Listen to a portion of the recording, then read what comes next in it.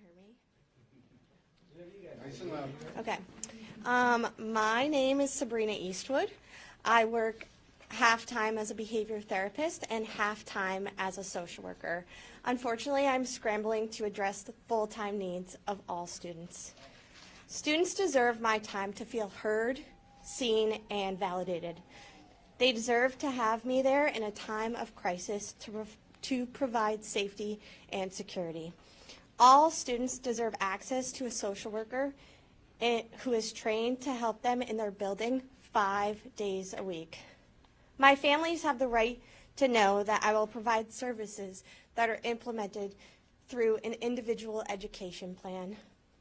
Caregivers need to be able to give me their outside provider's information and know that I will be in contact with them consistently. They deserve to request to meet with me and talk about their students and their needs and their own individual needs. They deserve the time and assistance to fill out forms to support them. Unfortunately, as of now, I do not have that time. So I work after school and on the weekends to provide these supports for my families. My colleagues deserve my time for social emotional learning opportunities, and I deserve the time to build rapport with students, families, and my colleagues. So when asked why full-time social workers are needed in the buildings, it's time. Time is valuable. So why are we not valuing the time of our Newton students and families, but also our Newton social workers and educators? Thank you.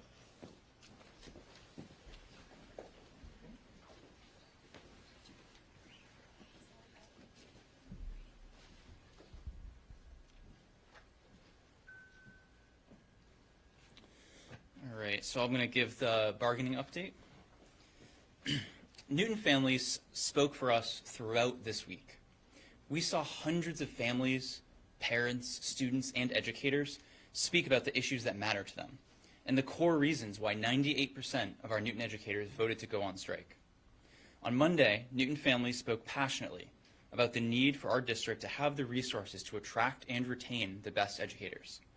On Tuesday, Newton parents and students talked about humane parental leave, and we're so thankful that they understand the importance of what we are fighting for. Today, our aides and behavior therapists spoke about striving for a living wage. And tomorrow, students will speak about the mental health challenges that they are facing in our schools. The Newton educators on our bargaining team did the same thing today that we have been doing for the last 16 months. Last night, when Mayor Fuller came to this building to hear from us for the first time, we delivered a framework that would open schools tomorrow. Today, we continued that work. We found creative solutions to address the school committee's concerns while maintaining our commitment to our top priorities. We managed to save the district an additional $6 million while also preserving a social worker in every building, a living wage for our aides and behavioral therapists, and a modern, humane parental leave policy. And the school committee did the same thing that they've been doing for 16 months. They handed back a proposal on high school class sizes that did not once mention in it the size of high school classes. They handed back a proposal on social workers that begins by striking the following line. The parties agree that the social emotional health needs of our students can be supported by providing professional clinical support in our schools on a regular basis. They struck that from their counterproposal. In a meeting this evening, the school committee reiterated their position that they do not have enough money to settle this contract. We agree. We have been clear from the very beginning of this process that the allocation that Mayor Fuller has provided to Chris Bretsky and his school committee was insufficient to settle this contract. Even our state-appointed mediator said this afternoon, and I quote, "Obviously, there needs to be an ask. We all want students to return to the schools that they deserve, schools that provide them with the supports that they need to be safe and successful. If that is to happen, then obviously there needs to be an ask of Mayor Fuller. We all want to settle this contract, and if this contract is going to address the problems in the Newton Public Schools that we see every day, then obviously there needs to be an ask of Mayor Fuller. Chris Bretsky and his school committee need to ask Mayor Fuller to increase the allocations to the schools that she has consistently defunded, and Mayor Fuller needs to listen. She needs to listen to her constituents, the families of Newton. and the people in the city who know best what our schools need. It's educators. The moment that Mayor Fuller provides our schools with the funding they should have had all along, the funding they need to best serve our students, to allow our educators to do their best work, then we look forward to returning to the schools. We call on Mayor Fuller to do just that. I'll take any questions. What is the dollar gap now? As of today, I believe we're down to the dollar gap's around $15 million, but I want to emphasize again that they do need more money. There are other issues that we've brought to the table that we've discussed which don't have as much of a cost implication that the school committee still seems to be reluctant to move on. But the number for now is $15 million. What are those other issues? We've talked about a couple of them. I don't want to get too into the weeds on these things, but the takeaway is that Mayor Fuller needs to provide more funding. Are there locations within the city budget that you think could be reduced to support whatever you're proposing is? I'm glad you asked that. Mayor Fuller has consistently presented this narrative that in order for her to provide the funding to the schools that would give our kids the schools they need, she'd have to make cuts to police or fire or public works. This is not true. Mayor Fuller has the money. Our city councilors have spoken to this as well. Councillor Humphrey, Councillor Gentile has spoken to this. The mayor has the money. She doesn't need to make cuts from other departments. She doesn't need to make cuts from the schools. She needs to provide the schools with the funding they need. If she has the money, what do you think the indication is after having the conversations with her last night? Why would it be held back? That's a great question for the mayor.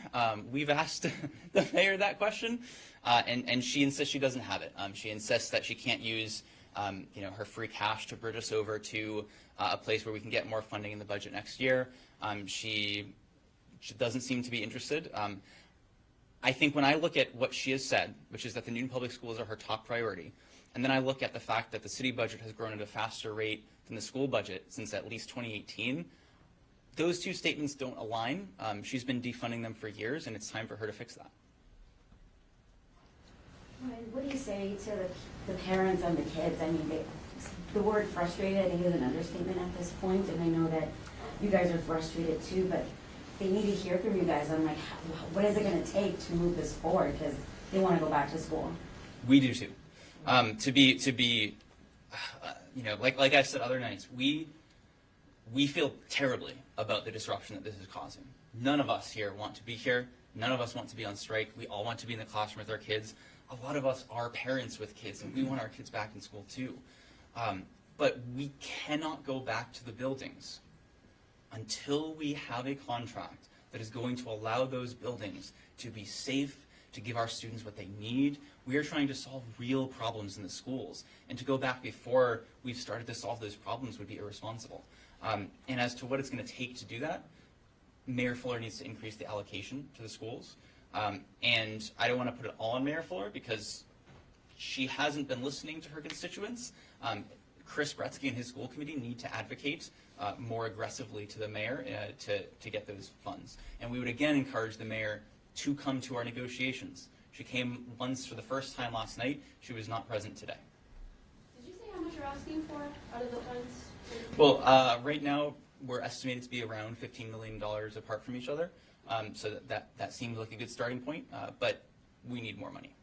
You mentioned that you provided a framework that would open up schools tomorrow. What is that process if that were to actually happen, if you guys were to come to an agreement? Would it actually be within a day, or would it be a prolonged process of several days? It would happen pretty quickly. If, for example, we came to an agreement like tonight at 2 a.m., right? They're not going to probably be able to open the schools tomorrow because the superintendent will have already sent out the email. But if we come to an agreement, for example, tomorrow during the day, we should expect that we'll be able to get the schools open on Friday. Is that framework posted anywhere? We've been uploading all of our proposals onto the NTA website. I believe our most current proposal is posted on the website, yeah. Did having the mayor there make any difference in the talks? Well, the school committees continued to mostly behave in the way they've been behaving, so her being there once didn't seem to have much of an impact. I would love for her to come back so we can continue to talk about the needs of the schools and getting the money that we need. Something that was said last night, apologies. Something that said last night from Chris Bresky was that, just because the mayor is here doesn't mean that more money would magically appear. How do you respond to that? Yeah. Well, what we've been told by the school committee, by Chris and his counterparts, are that they've been advocating for us. They've been advocating to the mayor for more money. And we're 16 months into this, and that hasn't worked. It is time to try something different. In his inaugural remarks when he was inducted into the school committee, Chris Bretsky talked about wanting to cultivate a community of productivity, of getting things done. And he's presided over a school committee that has not gotten the most important thing done. He said this was his top priority. Hasn't happened yet. So if something isn't working, change it. We have all asked, her constituents have all asked, for the mayor to be in the room with us during negotiations. And she has consistently refused to do that. It's time for her to be there. Where's the extra money coming from? I know you said it was put aside, but I know that we heard really early on in the strike them denying that claim, saying that that money that you were referencing had already been spent on something else. So there, and again, I don't want to get too into the weeds. The mayor has large surpluses in the free cash accounts from the last 2 years. She has some Eversource overlay money as well.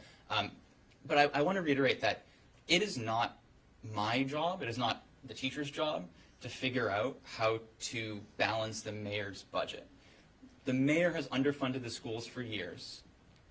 This is laid out plainly in the city budget, and the community needs her to do what is right by our kids and by our educators, and she is the mayor of this city. She needs to make that happen. Did you guys request Ms. Pringle to come earlier today, or was that something that she decided to do on her own? And what kind of impact did that have on the meeting? She spoke at our rally today, and I think that our educators were really happy to see the support that we have, not just in Newton, but also nationwide. And I think it was, I didn't get to go to the speech. I was in the negotiations room bargaining, but what I've heard has been very positive. And on that point about Becky Pringle being here, does the NEA, will they be supporting you in financially in terms of paying off the fines, and how deep are your pockets, and how long the fines could go? For us, we're not, the fines for us are not going to impact whether or not we return to the classroom. We are committed, as we have been from the beginning, to stay out as long as it takes to ensure that when we return, our students and our educators have what they need to be safe, to be successful, both today and going forward for the city. I guess finally for me, parents that have talked to us about their kids who are on IEPs or have behavioral issues, they're very deeply concerned about their kids being out of school without the support networks that are only available at school. Is there any way that there could be a middle ground in allowing some sort of supports to be opened for those families while the negotiations process continues? I would say those are exactly the things that we're fighting for. Those mental health supports and that increased staffing, that's what we want. Everyone wants that. And that's why we can't go back. Because if we go back, we're going back to something that's broken, and we need to fix it. We offered for 16 months to the school committee, let's negotiate. We can negotiate all day long. If you release the bargaining team, we'll negotiate with you. We'll keep the kids in class. They refused. For us to go back now, before we get our kids and our educators what they need to be successful, it would be irresponsible. All set? Awesome.